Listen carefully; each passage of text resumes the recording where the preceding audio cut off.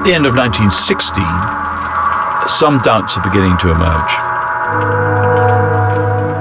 The Somme isn't, after all, the great success that people hoped it was. And when the Russian Revolution breaks out in 1917, many other countries are fearful both of war weariness and of the possibility that that will result in revolution. By 1918, most people on the British and French side reckon the important thing is to wait for the Americans to come. The United States has had an ambivalent love affair with Europe since its birth. Millions of Americans who are refugees from the miserable treatment they had from their own countries in Europe. Why should they fight Europe's war? The real reason why the United States went into the war was because it was in her fundamental strategic and economic interest to do so. The entry of the United States to the First World War is one of those decisive points. The most immediate effect is financial.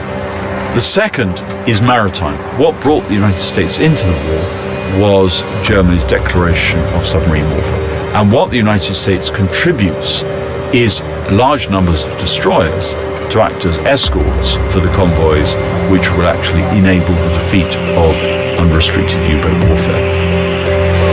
The third element is the creation of a mass American army. Substantially above 1 million, close to 2 million men by the end of the war, there to plug the holes in the French and the British lines, and they were huge, those holes.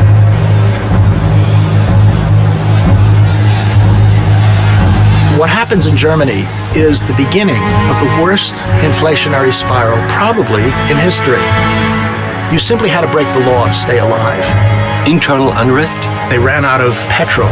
Strikes. They ran out of food. Sympathies for the Bolsheviks.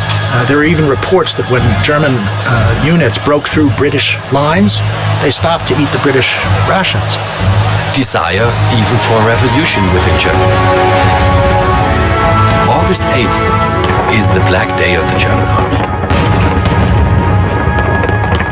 The Allied forces are successful with a breakthrough through the German line. Between 50 and 100,000 men surrendered. And from then on, it's becoming clear within a few weeks that Germany has to enter negotiations for a truce and then settle the war. At the beginning of October, it is the German army that initiates the armistice negotiations, but that is only the armistice that affects Germany on the Western Front. Austria-Hungary had already sought their own terms. The Ottoman Empire had already sought terms. And so the war ends at different times in different places. The peace treaty of Versailles, June 1919, it ended the war, technically, legally, internationally. It brought about a peace settlement, and the peace settlement had more or less everybody uneasy. The reason is that there were delegates from countries around the world that created vast diplomatic bazaar, where everyone has his goods to sell and they know who they have to persuade to buy them. And it presented an enormous problem.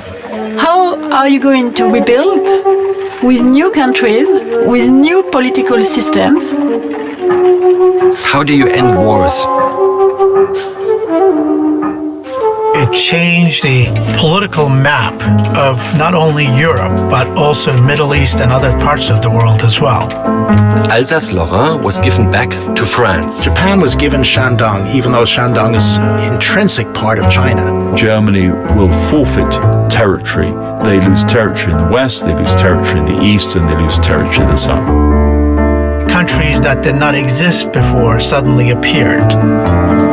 Everybody at the peace treaty wanted the Soviet Union, Russia, revolutionary Russia, to go away.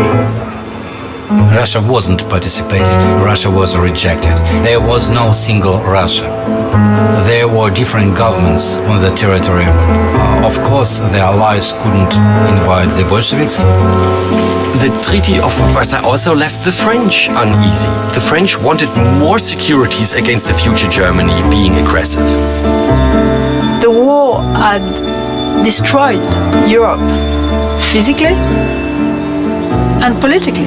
The most devastating long-term result of the Peace Treaty of Versailles was not so much the territorial losses. It was the last paragraph handing the principal guilt in 1914 over to the Germans.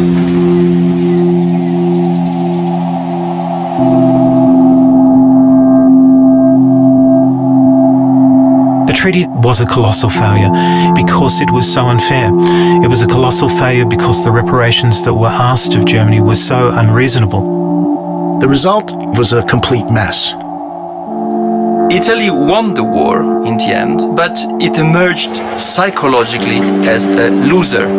And one of the outcomes is this increasingly radical nationalist movement on the right.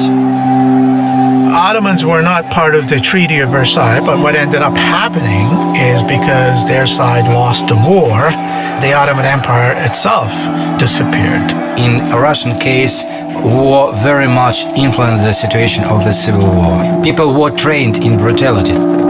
Brutality was legitimized as a political tool. The Indians, when they came back, were more confident, politicized, much more aware of their rights.